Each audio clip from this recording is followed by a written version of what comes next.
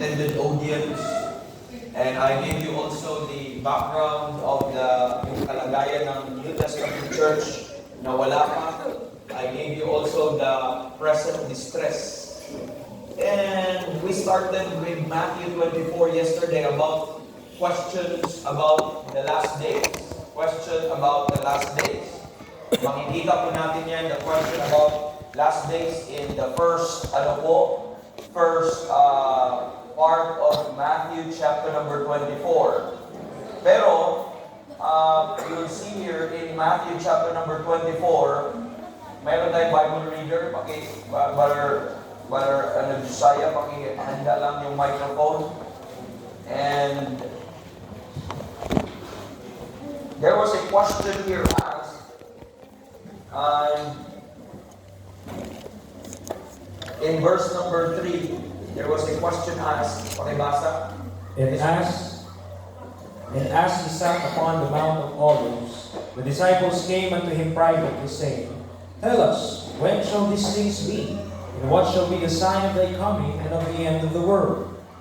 So there is a setting or the background of that provoked the disciples to ask the Lord Jesus Christ that kind of question is because the conversation began in chapter number 23.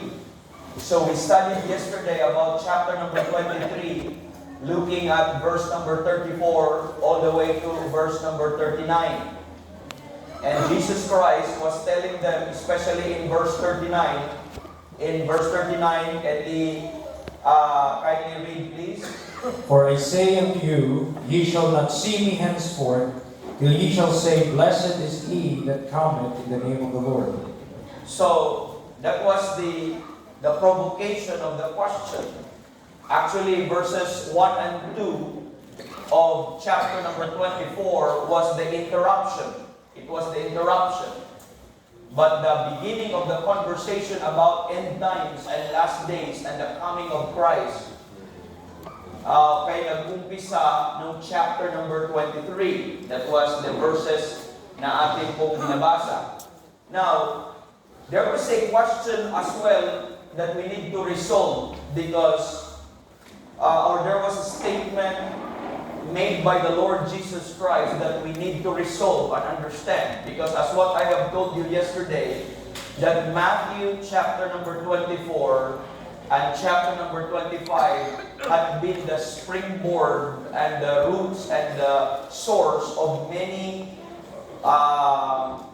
errors with regards to eschatology, and many cults had been building some wrong doctrines. There's nothing wrong with the book, there's nothing wrong with the chapter, there's nothing wrong with the teachings there. It's just the misapplication of many prophetic teachers and false teachers.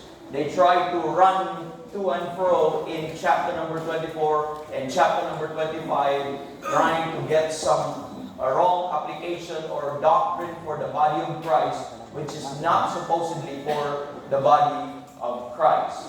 Now, I'd like you to take note that there was this statement na sinabi niya in Matthew 23 verse 36, where the preterists, okay, by the way, okay, I'll give you 3 school of thoughts and camps with regards to their view on the book of Revelation. Number 1, there's what we call the historicist position.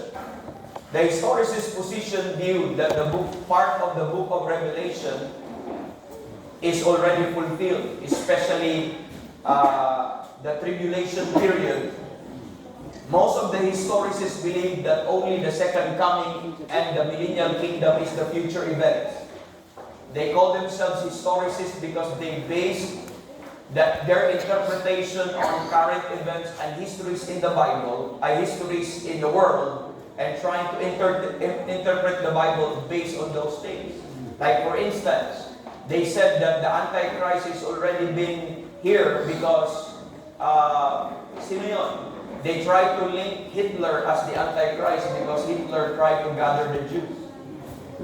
And they said the tribulation already happened. Maybe they said during the time of World War II, or some people would say during the Dark Ages. So that's how they will interpret earthquakes, they will interpret wars, they will interpret the current events as events, okay, in the book of Revelation na nangyayari na doon or nag-unfold ang mga bagay. That's the historicist. The pangalawa, the preterist view. The preterist view believe that the book of Revelation from chapter number 1 all the way to chapter number 20, they're all done. Ibig sabihin, what you see in chapter 1 to 20 is chapter 20 records on the binding of Satan. It's already done. It records on the destruction of the earth. Okay? It's already done. And it records the great white throne judgment. It's already done. Then what you see in chapter 21 and chapter 22 is the new heaven and the new earth. So the preterist view believe that we are now living in the new heaven and new earth. And they call it, and the Bible called it, according to them, as world without end. As dispensationalists, we call it eternity future. So the Antichrist, the Satan, and the tribulation, the millennial kingdom, the church age, they're all past. They're all done. That's why the preterists don't believe on the devil anymore. They don't believe on Satan. It's all done. And don't underestimate the doctrine because they're more than us. Okay, those proponents ay napakadami po nila. Okay? Now, the third view of the book of Revelation is the futurist view, which dispensationalists like us, those who rightly divide like us, okay, believe on the futurist view of the book of Revelation. That is to say, that from chapter number 1 all the way to chapter number 22, it will all happen after the rapture. They're all future. Okay? Now, let me go back kasi last year, on our ABTEC, my subject was on the book of Revelation. Supposedly, the bird's eye view of the book of Revelation. Supposedly, this is the partner. That's why dinugtong natin. Kasi hindi nga natin natapos-tapos eh. At mayroon pang Matthew 24-25. So that's why ito yung continuation po natin.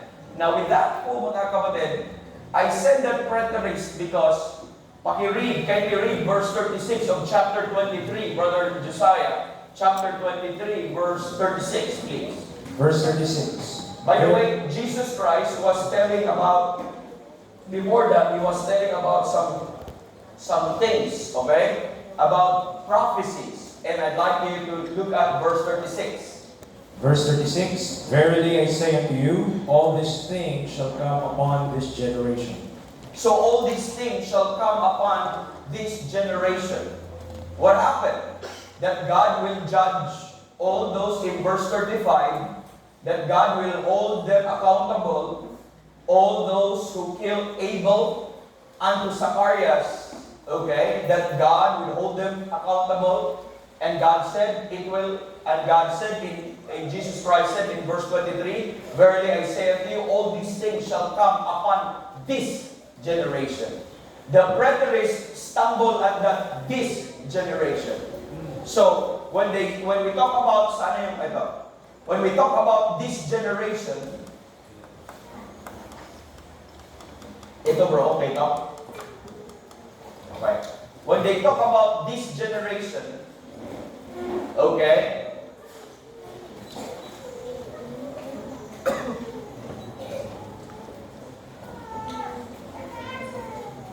when they talk about this generation, the preterists, I'm talking about the preterists, they mean AD 70. Okay? What's in AD 70? That's the destruction of Jerusalem by Titus the Great. Okay? That is exactly the dissolution, the destruction of the nation of Israel, or of Jerusalem specifically, because of Titus the Great. He ransacked, and according to Josephus, one of the most prominent Jewish historian, that the blood of the Jews and of those in Jerusalem is at the knee. ganun ka-bloodshed, ganun ka-bloody. And the destruction of the temple and all the buildings were destroyed at that year. And according to the preterists, that this is the judgment that Christ said in chapter number 23, verse 36, that says that all these things shall come upon this generation, that He will require the blood starting from Abel all the way to Zacharias, that He is going to avenge them. And according to the preterist view, all of these are accomplished in AD 70. Okay? And plus sa verse 39, look at that. Jump to verse 39. Sige. For I say unto you, ye shall not see me henceforth, till ye shall say, Blessed is he, and in the name of the Lord. And they said that seeing their Savior as well happened also in AD 70.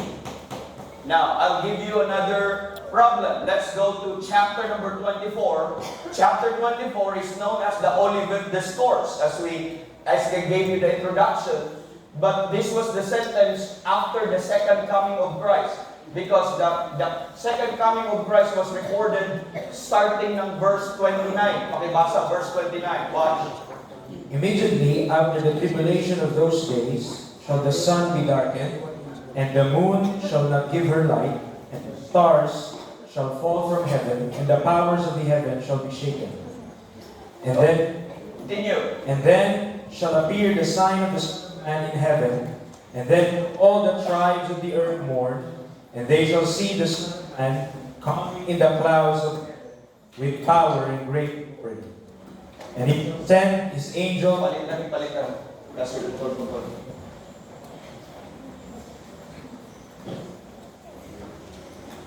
Okay, continue, please.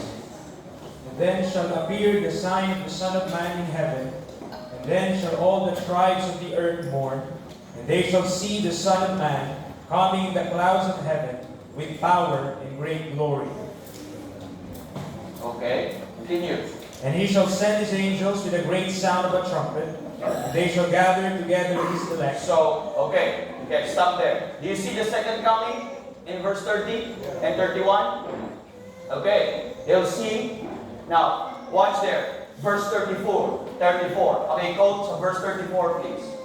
Verily I say unto you, this generation shall not pass till all these things be Now, fulfilled. that's the problem.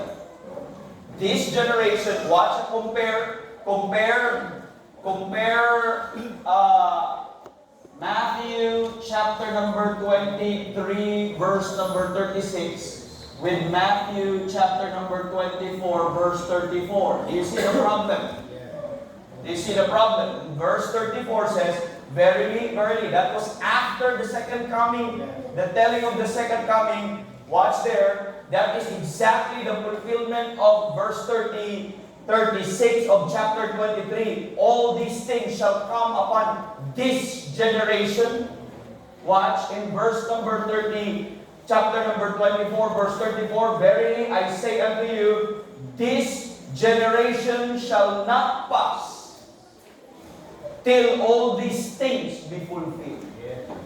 So, the mindset, if you don't study the Bible according to the preterists, because they're just taking the Bible as it is, which we should.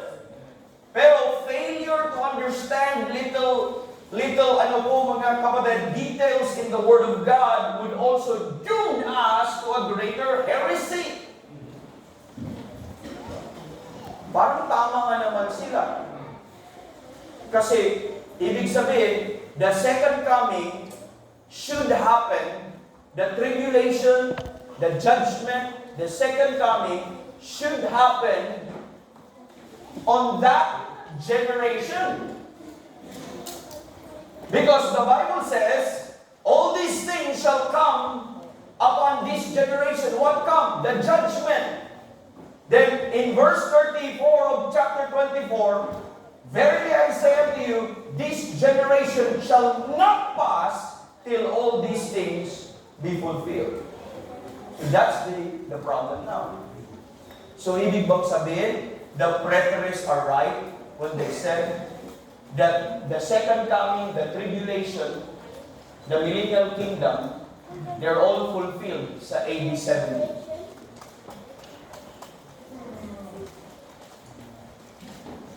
These are one of their strongest points. And they'll tell you, are you a Bible believer? Are you a context Bible study teacher or student? So that's the context according to them. So I'm giving you problems. That's why I asked somebody to report. What is the meaning of the phrase, this generation? How do we refute that it's not AD 70? How do we refute that this generation does not mean the generation of age and the generation of group of people at that period of time? Kasi if that generation means the group of people in that particular group of time, therefore the preterists are right. Tama? Tama.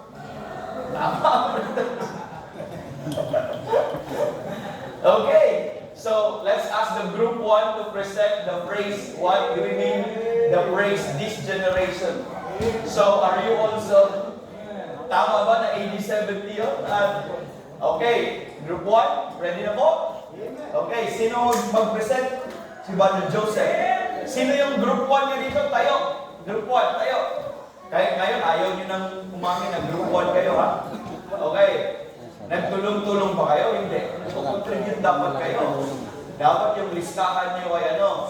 Okay, upo na. Okay, sige please.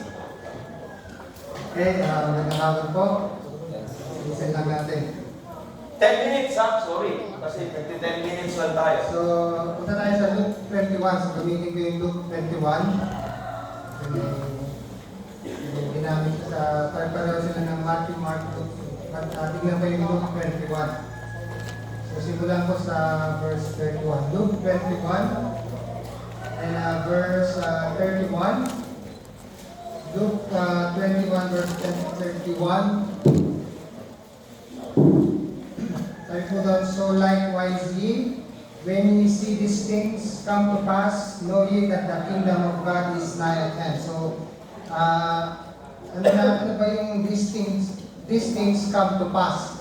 Which is, kung makita natin doon sa verse 28, and when these things begin to come to pass, then look up and lift up your heads, for your redemption draweth nigh. So pagkatapos na yung sinasabi ni Jesus Christ regarding sa tribulation na fulfill na, ay malapit na yung kingdom of God. And then yung verse 32, sa Matthew 24 verse 21, tinawag nila, for then shall be great tribulation, such as was not seen at the beginning of the world to this time, nor ever shall be. Sa Mark 30:19, for in those days shall be affliction, such as was not from the beginning of the creation, which God created at this time, neither shall be. So yun yung gusto ko na yung these things come to pass. Pag natapos na po yun, yung regarding great tribulation and great yung affliction. Interesting dito sa Luke 21, sabi doon, verily I say unto you, this generation shall not pass away till all be fulfilled.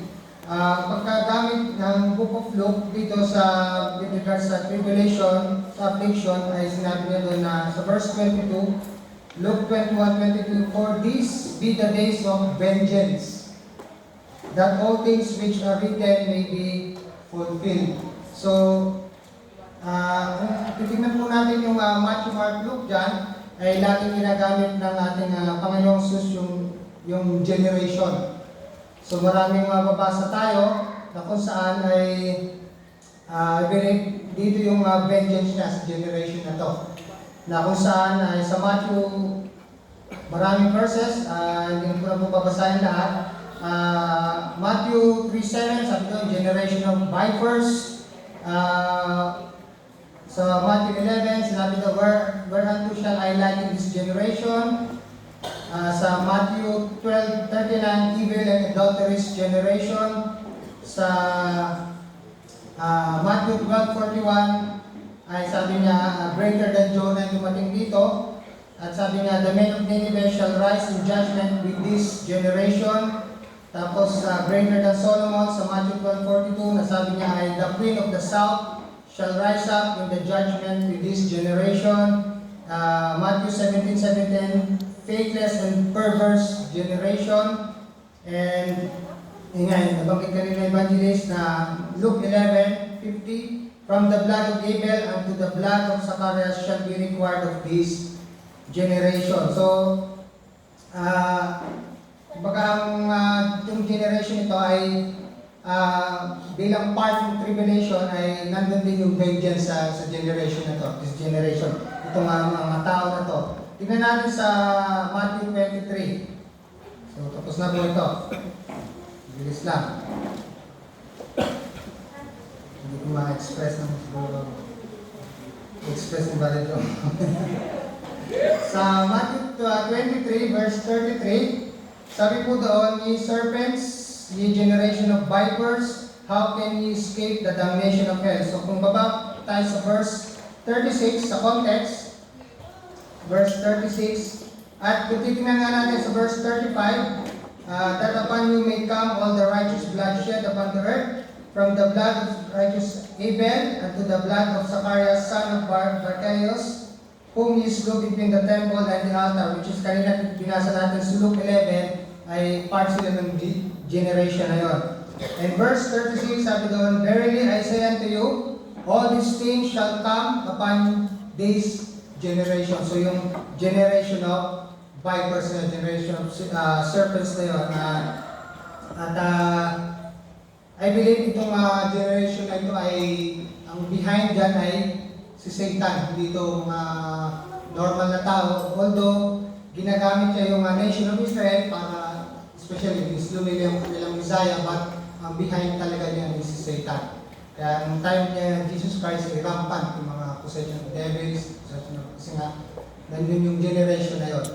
So, I believe ayun ay i-destroy sa kasama yung tribulation na yun, which is, sabi nga ng Luke ay days of vengeance. Wait, thank you. Brother Joma, may dagdag ka? May time pa kayo? May 5 minutes. Sayang. Para maximize natin yung group.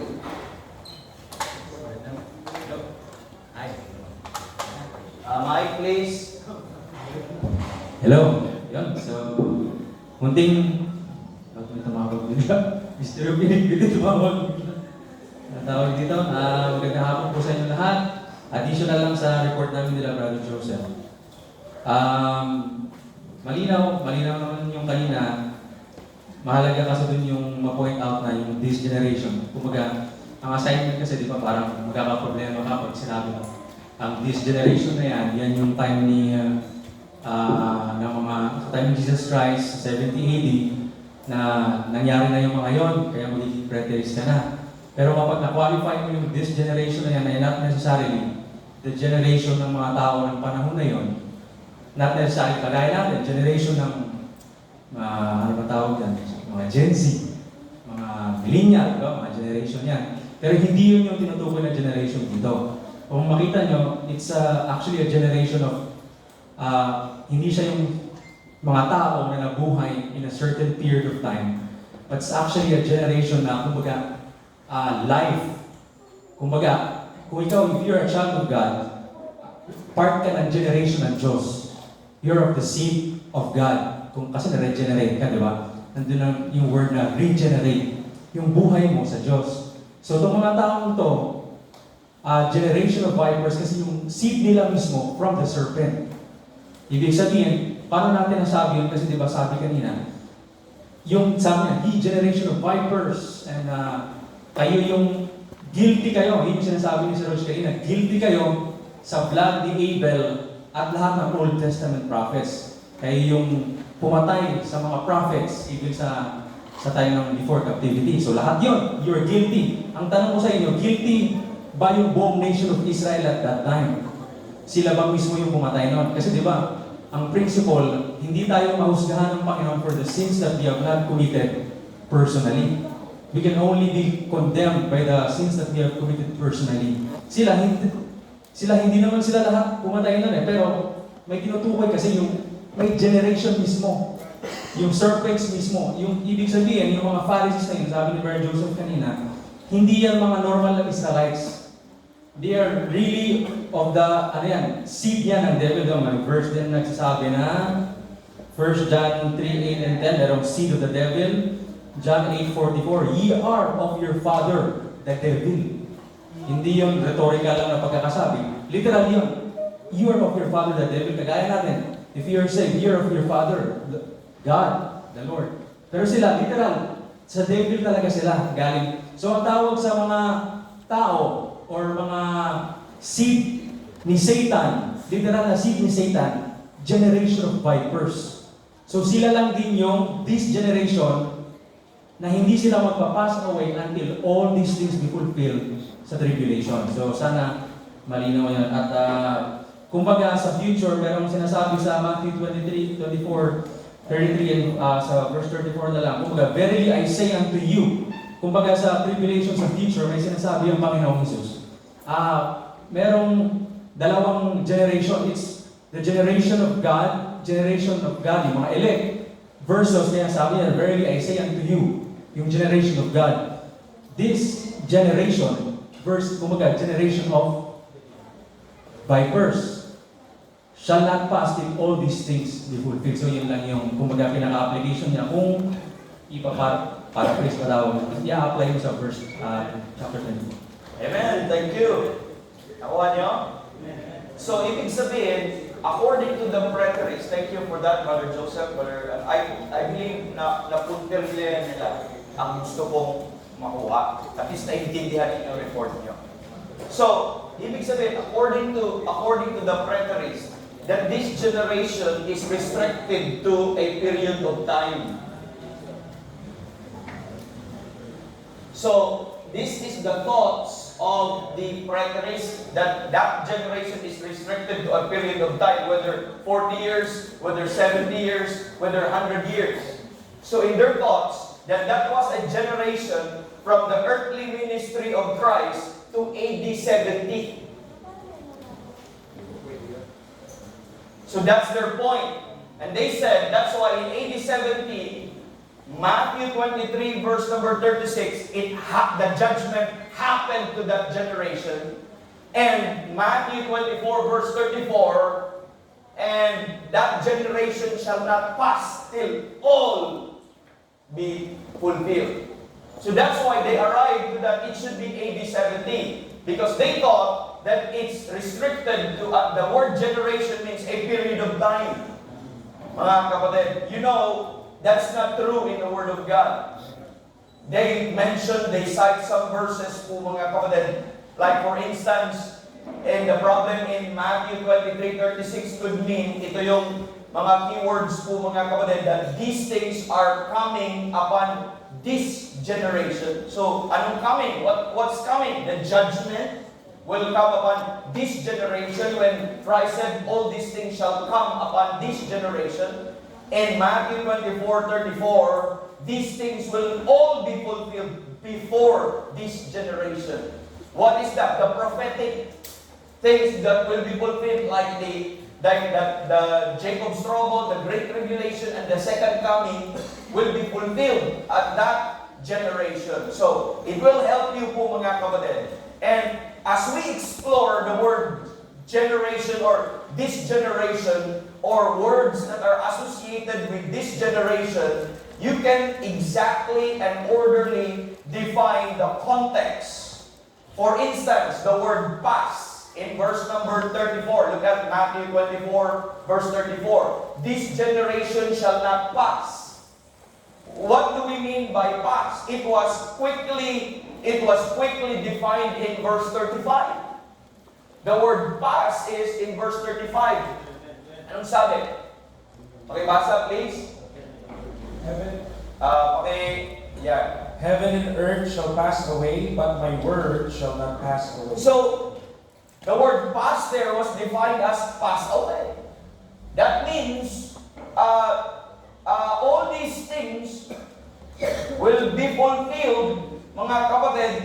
The word pass away there is cease to exist, or until all this generation will die off, or will be removed, will be killed, will be judged. So it's not just passing, but pass away will die off or will end.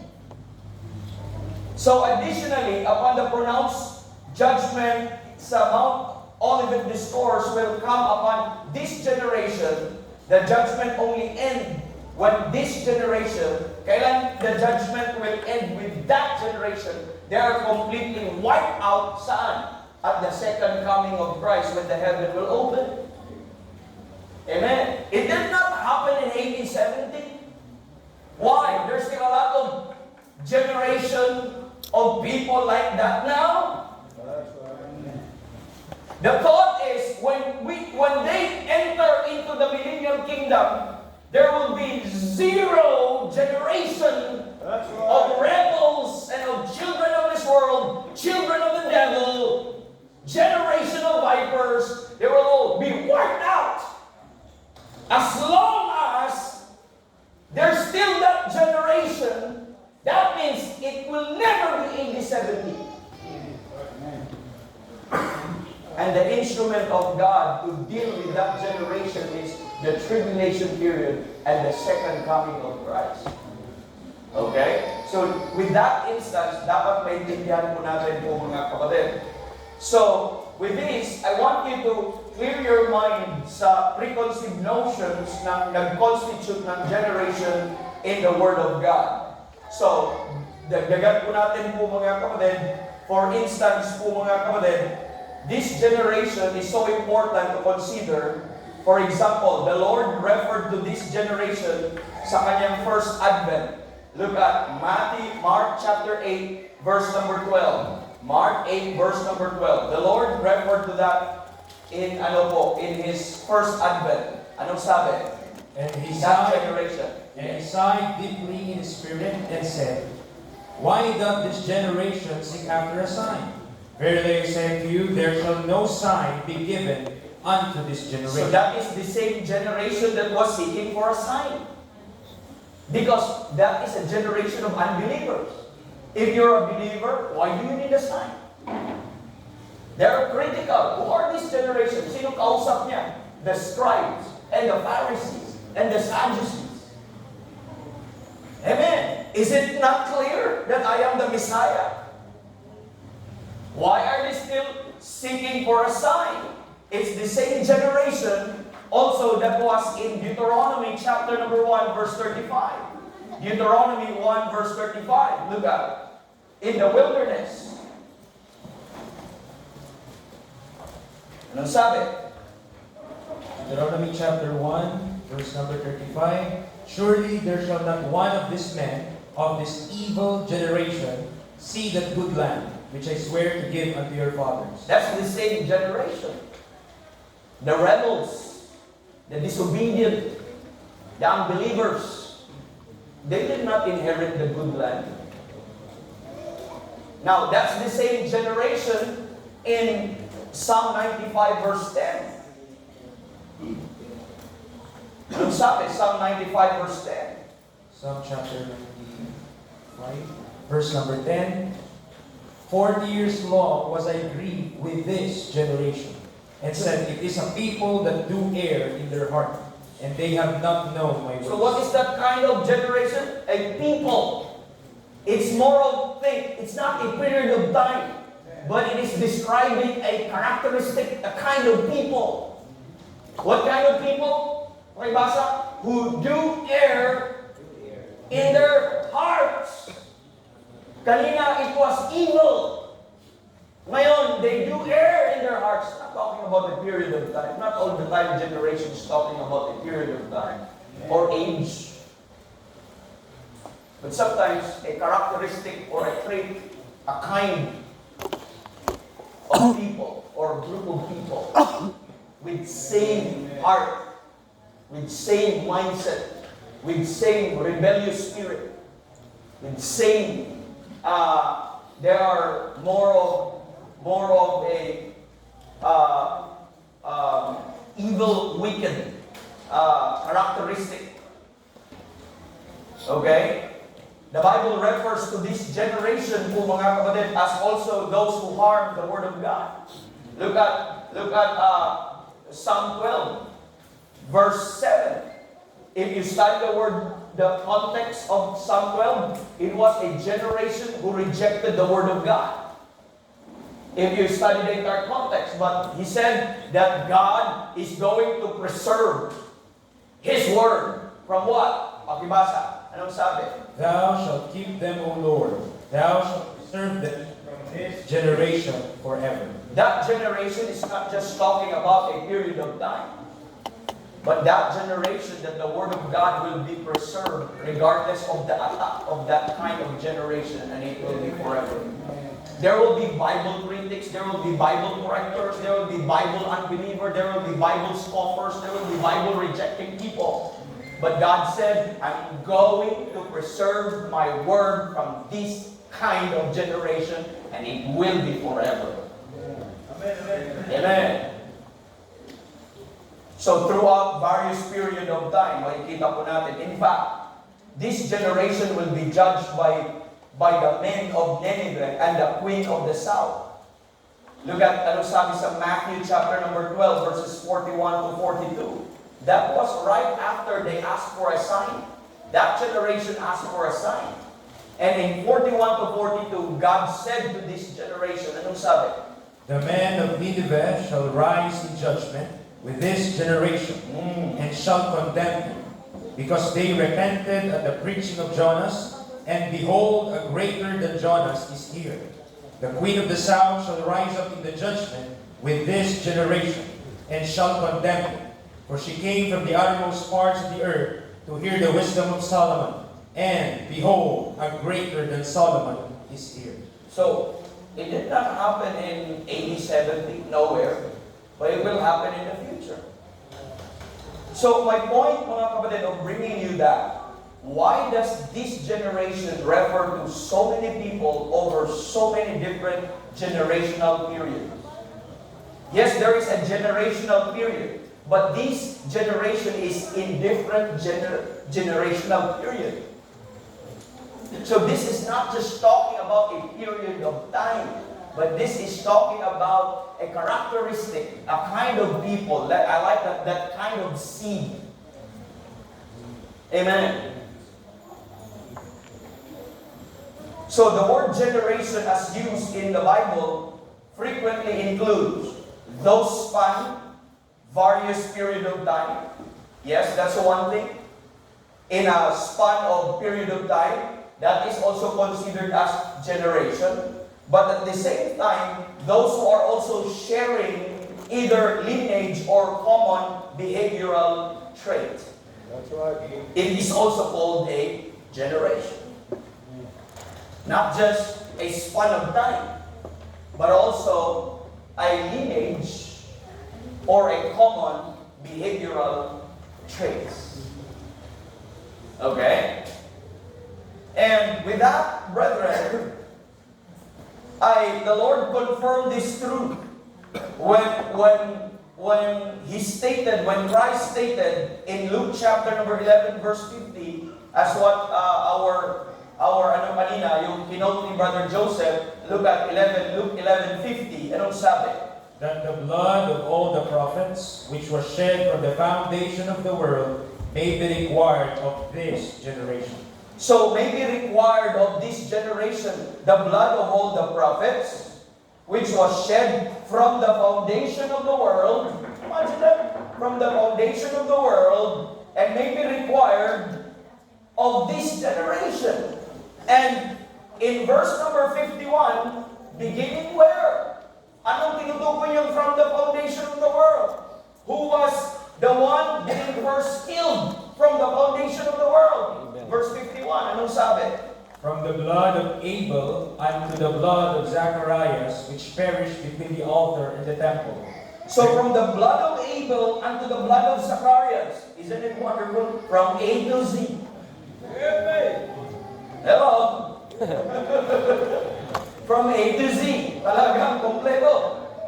No? So, obviously, the Lord Jesus Christ was not suggesting from some generational group alive at that certain period of time, mostly not from the generation alive in the earthly ministry all the way to AD 70. That was just a man-made interpretation. Bakit? Tanong ko, if that is pertaining to a group of people, a span of time from earthly ministry of Christ to AD 70, my question is, who killed Abel? Was that generation? Who killed the eagle?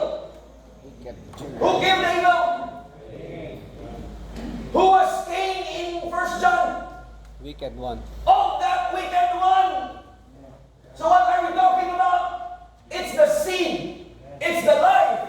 It's the generation that having a wicked heart, unbelieving heart, rebellious spirit, and children of this world, children of the devil, but not a span of period of time. And you know what is the accomplishment of the Jacob's trouble and the tribulation period and the second coming at the Battle of Armageddon? Uksa lahat ng ano na yun. Generation na yun. Uksa lahat. Ubos! Walang ganong klaseng generation papasok sa millennial kingdom. Alam niyo kung kailan na ulit magkaroon ng ganong generasyon, pagpakawala na ulit ang Diablo. Intindihan mo natin? Pero before the devil will be let out, pupuksayin ko yun. Ibig sabihin, huwag kayong maniwala sa preterist na na-mention niya sa 87. Bakit ang dami pang ganyan ngayon? Amen. Ang dami pang children ng giants ngayon. Ang mga bakla, children daw ng giants yun. Dami pang mga giants. The spirit of the giants. Amen. So, that's very clear po mga kapatid. So, obviously po mga kapatid, the Lord referred to a certain people with similar trait. That's why sabi niya, that generation. Na kagaya ng generation ni Cain. Ano si Cain? Murderer. Sinong tatay ni Cain? Ang Diablo, ang spirit niya galing sa Diablo. Bakit? He is the father of liar at lahat ng murderer. Ano sabi? He is the murderer from the beginning. Physically, ang tatay si Adan. Pero spiritually, ang tatay yung of that wicked one. So huwag niyong paniwalaan that may ano po, very absurd na ano, ang Diablo daw at saka si Eve nag-commit ng fornication. Sexual relationship doon sa garden. Masyadong extreme na yun. Wala na tayo po. But one thing I know, just like those unbelievers, they have now the spirit that now worketh in the children of disobedience. They are children of disobedience. I like yung pagka-point out, they're not children of God. So that is the generation ng tinutukoy po mga kapatid. Amen. A group existing throughout history, hindi lang sa span of period of time, but simula since the foundation of the world from the killing of Abel all the way from A to Z. Zacharias.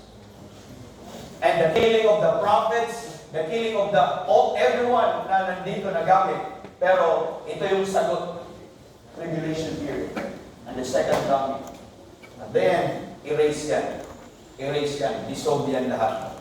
Kung mga kapatid. So, saan nakita po natin yan?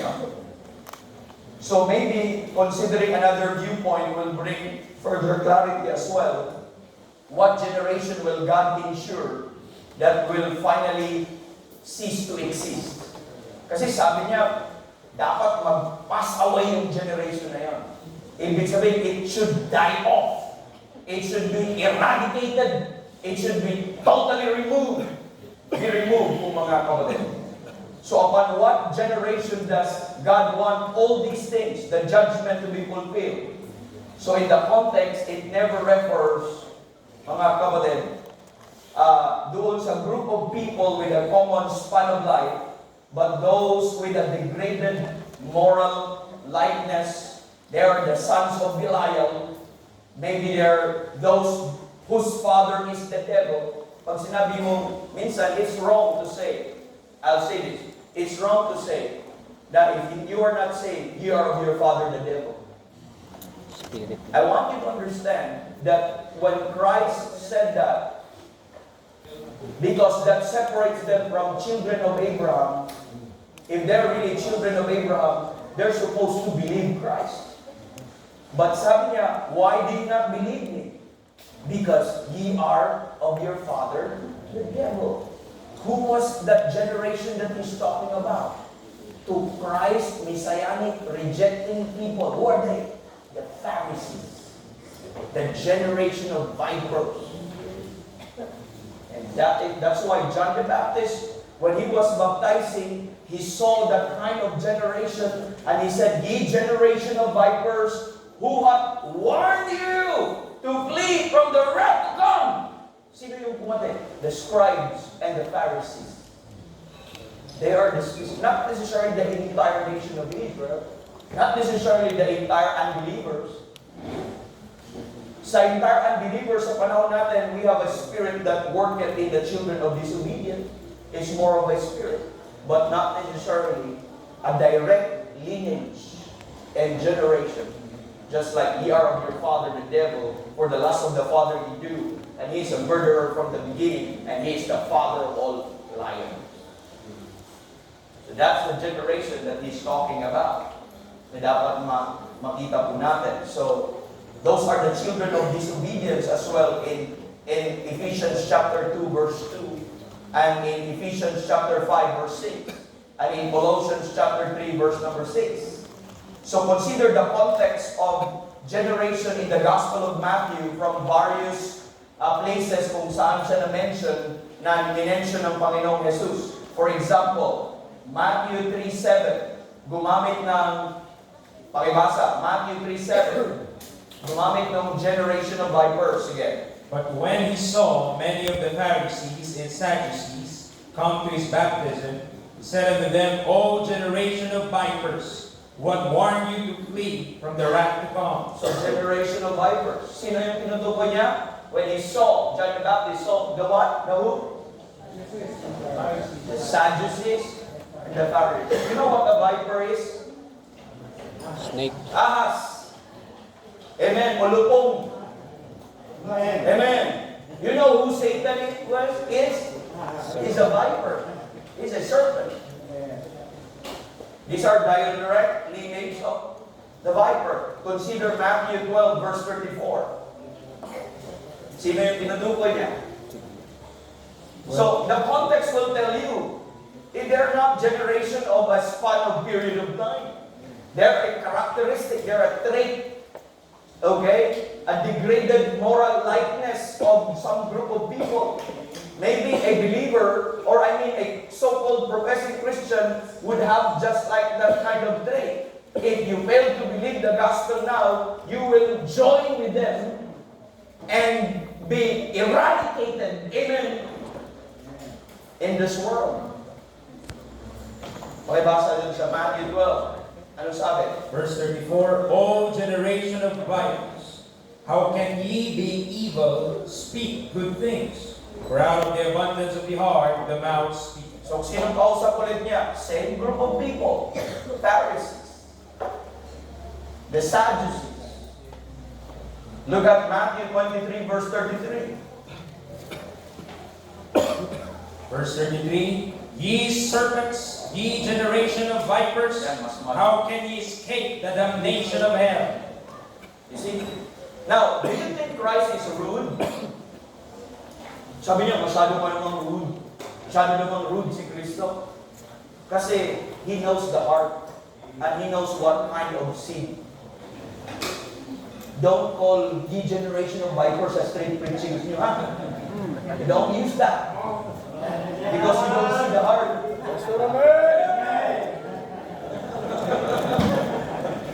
When Christ said it, it is with absoluteness. He's sure of what He's saying. He was not making up some lie. He was not accusing anybody of this and that. He was telling the truth. That they're not sons of God. They're not people of God. that they are their father, the devil, their Christ. By the way, part ng inyong Mystery of Iniquity project, you might consider them. They are Satan's pawns. They are Satan's messengers. They are satanic personality that will thwart, okay, the plan of God. And they knew that the Messiah is there. The devil knew that the Messiah is there. The Messiah exists there. Then he, amen, surrounded Jerusalem with generation of vipers. And this generation of vipers moved the nation of Israel to call for the crucifixion of the Lord Jesus Christ. By wicked hands he have crucified and slain. What's the context of Matthew 12 verse number 39? Anong sabi? Matthew 12 verse 39. 39. But he answered and said unto them, An evil and adulterous generation seeketh after a sign, and there shall no sign be given to it, but the sign of the prophet Jonas. So it's evil and adulterous generation, not a span of time, not a period of time, but a classification, a characteristic of people which is evil and adulterous. Next, Matthew 12:45. Verse 45. Then goeth he and taketh with himself 7 other spirits, more wicked than himself. They enter in and dwell there, and the last state of the man is worse than the first. Even so shall it be also unto this wicked generation. Wicked. So the group of the wicked. So generation is a group of people with like traits. Kita natin? So Matthew 16:4. Matthew 16:4. Verse 4. So sa Matthew lang natin binuksan, marami pang iba, no? Just sa bukong Matthew, para the continuity of the context. Before you arrive to Matthew 24 or Matthew 23, you know that this is not talking about the span of time or a period of time. You know that he's talking about a characteristic of people. Okay? Next, anong sabi? Verse 4. A wicked and adulterous generation seeketh after a sign, and there shall no sign be given unto it, but the sign of the prophet Jonas. And he So, left them. it was repeated. Wicked and adulterous generation. It's Matthew 17:17. So, how could we be mistaken when you encounter this generation in Matthew 23 verse 36? When you encounter this generation in Matthew 24 verse 34? You can never be mistaken because of the setting of the context. Napansin nyo? It was a progression. We started with Matthew chapter 3 until we reach to Matthew 17 right now. The progression of the context. Anong sabi? Verse 17, chapter 17. Then Jesus answered and said, O faithless and perverse generation, how long shall I be with you? How long shall I suffer you? Bring him hither to me. So it's a faithless and perverse generation. You know, that perverse generation is the same with perverse nation in the book of Philippians chapter number 2 verse number 15. Pakibasa sa Philippians 2:15. Ibig sabihin, we have it now in this generation, not only in their time, but in our time period as well. But we're not talking about a span of period of time, but it reaches even in our dispensation of the grace of God. Anong sabi? Verse 15. That he may be blameless and harmless, the sons of God without rebuke, in the midst of a crooked and perverse nation, among whom ye shine as lights in the world. So ang bansang Israel, ano ba ang Gentiles ba? Tayo ngayon? Nation o nation? So ano tinutukoy niyang wicked and perverse nation is equal to wicked and perverse generation. We are living in... Ang Pilipinas ba ang tinutukoy niya ba, bro? Hello? Anong tinutukoy niya? It's the world. Who is the God of this world? It's the devil po, mga kapatid. So, consider the 7 summarized truths, mga kapatid. Consider this. So, you'll not be mistaken again when we reach Matthew 23 and Matthew 24. You could not think otherwise kung ano yung ibig sabihin ng generation.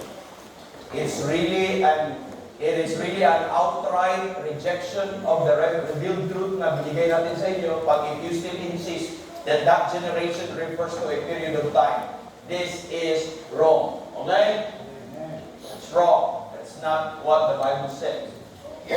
Now, so let's summarize the truth together. Number one, you may write this down. Each of these description above, found in Matthew, simply refer to the children of this world. It refers to the children of this world. Luke chapter number 16, verse number 8, please. Luke 16, verse number 8. Luke 16, verse 8. Anong sabi? And the Lord commanded the unjust steward, because he had done wisely. For the children of this world are in their generation wiser than the children of light. So these children of this world in their generation. So this generation talks about the children of this world. And that's it. If you cross-reference that with Matthew chapter number 23, if you cross-reference it with Matthew 23 verse 33, yun yung tunitukoy niya, how can he escape the damnation of hell? Yung this generation. Okay? Next, according to Luke, mga kapatid's gospel, Jesus said that this generation will be held accountable for the innocent blood throughout time. Those, ibig sabihin, lahat ng murderers who killed, beginning from Abel up to the tribulation period, that is the kind of generation. Ibig sabihin, the generation of murderers. Mga kapatid. So this generation will be held accountable for all the innocent bloodshed. Simula nung Luke 11:51 ang sinabi, the Lord was referring to an evil, an adulterous, and faithless generation po mga kapatid. Makikita po natin. No? So next, the first verse of the New Testament offers also a definition of generation that deals more with a registry rather than those alive in a certain point of time. First verse in the New Testament, Matthew 1:1. Anong sabi? It's not a period of time, but it's not just a registry ng isang generasyon, but it's a bloodline. Tama? Matthew 1:1. Anong sabi? The book of the generation of Jesus Christ, the son of David, the son of Abraham. So, the book of the generation, not generations, generation. Pansinin mo ang difference. The first Adam, the generations, plural, of Adam. But by Christ, the generation, singular. Amen. So, that's also a good thing to notice po mga kapatid. Anyway, wala tayo dyan sa ano. Hindi natin pag-usapan yan kasi magtagal po tayo. Now, that verse deals with genealogy of people from the same race, from the same roots. It's a generation. Number 4, the chosen generation as well in 1 Peter 2:9 certainly does not refer only those alive at a certain point in time, but all within the lineage and the grouping chosen group of people with similar characteristics, like 1 Peter 2:9, please. Verse Sabi 9. ka, But ye are a chosen generation, a royal priesthood, an holy nation, a peculiar people, that he should shew forth the praises of him who hath called you out of darkness into his marvelous light. so, sino yung belong nun? It's not talking about a period of time, but it's talking about people, group of people with same like characteristics. Another thing, in Luke 21 verse 32, Luke 21:32, at the second coming, all the lost will be destroyed. Look at it. Verse 32, Verily I say unto you, this generation shall not pass away till all be fulfilled. So yung pass doon sa Matthew 24 verse 34 means pass away. So they will die off. They will be eradicated. Lahat ng unbeliever sa second coming, lahat ng unbeliever dito sa second coming will all be destroyed. Okay? Next po mga kapatid, in Proverbs chapter number 30, verses 11 to 14, it offers another example where generation refers not to a group of people living at the same time, but a group of people demonstrating similar characteristics. Anong sabi? 11 to 14. Anong Verse sabi? 11. There is a generation that curseth their father, Oh. and doth not bless their mother. Mm. There is a generation that are pure in their own eyes, and yet is not washed from their filthiness. There is a generation, though how lofty are their eyes, and their eyelids are lifted up. There is a generation whose feet are as swords, and their jaw teeth as knives, to devour the poor from off the earth, and the needy from among men. So, you see, was that only referring in the time of the book of Proverbs, or do we have that kind of generation even now and in the future? Or all the time? Not until the Lord will destroy all. Do you get that now? Is it clear? So, hindi na tayo madala sa preterism na sininda ko lang kayo. Diba? Diba? Oh, so at least, by the way, pag preterist ang makaharap mo, pag hindi ka solid sa rightly dividing mo, turn away ka. I'm telling you. Matatalino yung ilan dyan. Hindi naman sila mag-arrive sa ganun na hindi nila nakita, oo nga. Pero, glory to God, may Holy Spirit tayo. Amen! Sa mga kapatid. So, 1 John, mga kapatid, mapapansin natin, 1 John 3, verses 10 to 12, kung mga kapatid, contrasted the evil works of the children of the devil with the righteous works of the children of God. Pakibasa ko. 1 John 3, 10 to 12, sir.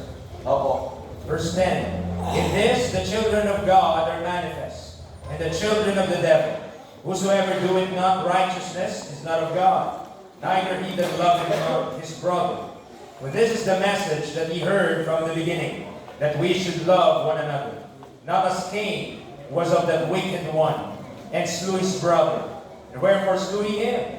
Because his own works were evil, and his brother's righteous. So it tells us in that passage that any similar work, if you have a similar traits or work with Cain, you are in the same generation with Cain. Ikaw na rin? If you have the works of God, you belong to the generation of God. Kita ko natin? So, it's never only, yes, there are contexts. There are contexts that it refers to a span of time or to a period of time. But in the context in Matthew 23, verse 36, and in the context of Matthew 24, verse 34, it refers to this same likeness of characteristic of group of people, not only that specific period of time, but from the beginning of the world all the way at the second coming, but they will all be eradicated. All together be eradicated. And walang ganong generasyon. So the fact that is that this generation in the Olivet Discourse does not refer to all those alive at one period of time. Instead, it refers to those who share a common lineage resulting from similar wicked attributes, mga kapatid. So, the Apostle John, mga kapatid, referred to that when he recorded that those who sought the Lord were Abraham's seed by natural birth. But those who will not, who refuse, they are of the seed of the devil. Could you quote, mga kapatid, brother, John 8:37. John 8:37, then John 8:44. Yung isa. Verse 37, I know that ye are Abraham's seed, but ye seek to kill me, because my word had no place in you. Verse 44, ye are of your father the devil, and the lust of your father ye will do. He was a murderer from the beginning, and abode not in the truth, because there is no truth in him. When he speaketh a lie, he speaketh of his own, for he is a liar and the father of it. So, ibig sabihin, that kind of this generation or type of generation is demonstrated by works and by their attitude, by their spirits. Malalaman mo if that generation belong to God, or malalaman mo if that generation belong to the devil. And that generation belong to the generation of Bible. So, sino itong this generation na tinutukoy po, mga kapatid? Dito. Sino itong tinutukoy na this generation? lahat ng children of Belial, lahat ng children of the devil, lahat ng children of this world, hindi lang from the time of the time of killing of Abel, yung classification, sino example mo who killed Abel? Cain. Okay, from the time of Cain all the way to all lahat dyan. They've been all the time. But ang promise ng tribulation, ang promise ng second coming, puksa lahat yan. They will, anong tawag ng Bible? Pass away. Okay? They will be eradicated, they will be removed where? Dito. So, the only consistent solution to correct Bible interpretation is to never allow preconceived idea or never box, mga kapatid, yung meaning.